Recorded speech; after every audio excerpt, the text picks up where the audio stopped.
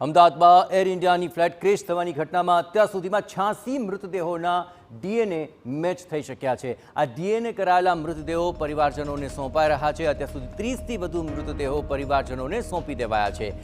Ambulance સાથે police escort વાહન પણ મોકલવામાં આવી રહ્યા છે। મૃતકોના ઘર સુધી ડોક્ટરની એક ટીમ પણ રવાના થઈ રહી છે।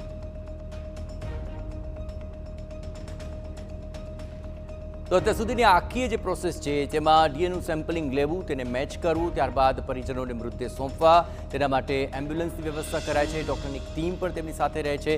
આ ઉપરાંત પોલીસનો એક એસ્કોર્ટ પણ તેમની સાથે સતત રહે છે અને છેક ઘર સુધી તેને મૂકવા માટેની આખી વ્યવસ્થાઓ ગોઠવવામાં આવી છે।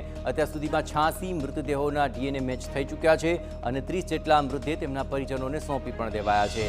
એટલું જ નહીં, હજુ પણ જે ડીએનએ મેચ કરવાની પ્રક્રિયા છે તે આગળ ચાલી રહી છે। પોલીસ એસ્કોર્ટ, ડૉક્ટરની ટીમ, એમ્બ્યુલન્સની વ્યવસ્થા, આ તમામ માટેની તકેદારી રાખવામાં આવી રહી છે।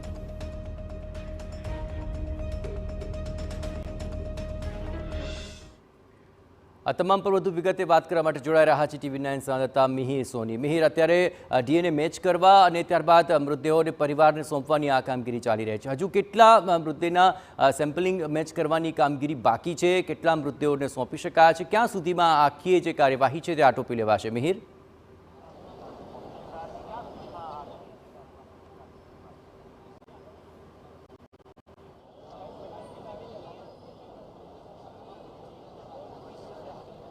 જયેશ, અત્યારે વાત કરવામાં આવે તો જે આ પ્લેન ક્રેશ દુર્ઘટનામાં જે મુસાફરો હતા તેમાંથી તમામ ધીરે ધીરે હવે ડીએનએ મેચ છે તે થઈ રહ્યા છે। અત્યાર સુધીમાં વહેલી સવાર જે 5 વાગ્યા સુધીમાં 86 જેટલા ડીએનએ છે કે તે મેચ થયા છે અને જેમાં 41 જેટલા મૃતદેહ છે કે તે સોંપવામાં આવ્યા છે।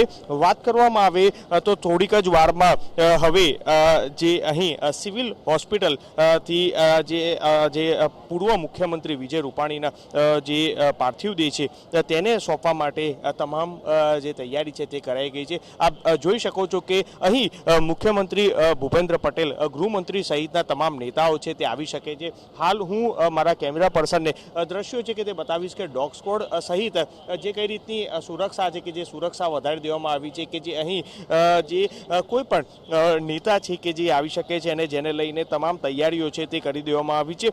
વાત કરવામાં આવે તો 11 વાગે ગાંધીનગર નિવાસસ્થાનથી પૂર્વ મુખ્યમંત્રી વિજય રૂપાણીના ઘરેથી પરિવારજનો અહીં સિવિલ હોસ્પિટલ આવશે અને ત્યારબાદ 11:30 વાગે તેમનો પાર્થિવ દેહ છે કે અહીંથી સોંપવામાં આવશે અને ત્યારબાદ અહીં સિવિલ હોસ્પિટલથી સીધા તે અમદાવાદ એરપોર્ટ જશે અને હવાઈ માર્ગે રાજકોટ જે પાર્થિવ દેહ છે તેને લઈ જવામાં આવશે અને ત્યારબાદ જે અંતિમ યાત્રા છે કે જે રાજકોટ ખાતે કરવામાં આવશે અને ત્યારબાદ સાંજના જે તેમનો અંતિમ સંસ્કાર છે તે કરવામાં આવશે।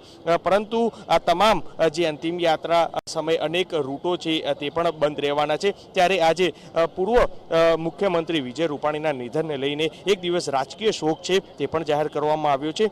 ખાસ જે તમામ સરકારી બિલ્ડિંગોએ ત્યાં રાષ્ટ્રધ્વજ અડધી કાઠીએ ફરકાવવા માટે પણ છે આદેશ છે તે કરવામાં આવ્યા છે। ત્યારે હાલ જોઈ શકાય છે કે જે તમામ તૈયારી કે જે સુપ્રિન્ટેન્ડન્ટ તરફથી હોય, સિવિલ તંત્ર તરફથી હોય કે પોલીસ તરફથી તમામ તૈયારીઓ છે તે અત્યારે હાલ કરી દેવામાં આવી છે। 11 વાગ્યાના આસપાસ પૂર્વ મુખ્યમંત્રી વિજય રૂપાણીના પરિવારજનો કે તેમનો દીકરો છે કે તે અહીં આવી શકે છે અને ત્યારબાદ તે પાર્થિવ દેહ લઈ અને અહીંયાથી જે છે કે જે સીધું જ એરપોર્ટ જઈ અને ત્યારબાદ રાજકોટ ત્યાં લઈ જવાશે અને ત્યાં અંતિમ જે સંસ્કાર છે કે તે કરવામાં આવશે। અત્યારે હાલ આ દ્રશ્યો જોઈ શકાય છે કે જેમ જેમ ડીએનએ મેચ થઈ રહ્યા છે તેમ તમામ જે સ્વજનોના પરિવારજનોને બોલાવી અને મૃતદેહ છે તે સોંપવામાં આવી રહ્યો છે। સાથે જ જે ડેથ સર્ટિફિકેટ છે તે પણ તરત છે તે આપી દેવામાં આવે છે। તે માટેની તમામ વ્યવસ્થા છે તે કરવામાં આવી છે। તંત્ર દ્વારા કોઈ પણ તકલીફ ન પડે અને તેના માટેની તમામ તૈયારી છે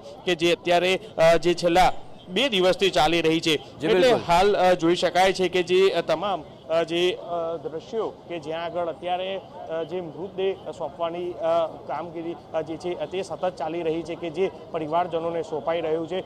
બીજી બાજુ જ પૂર્વ મુખ્યમંત્રી વિજય રૂપાણીના પાર્થિવ દેહને પણ જે અહીંથી લઈ જવા માટે તમામ કોન્વેથી લઈ અને તમામ તૈયારીઓ છે તે થઈ ગઈ છે. બિલકુલ મિહિર, તમામ જે તૈયારીઓ છે પરિવાર તેની પર આપ સતત નજર રાખતા રહેજો. તો મિહિર જણાવી રહ્યા તે પ્રમાણે હાલ મૃતદેહો સોંપવાની જે આખી કામગીરી છે તેમાં તમામ રીતે દરકાર લેવાઈ રહી છે.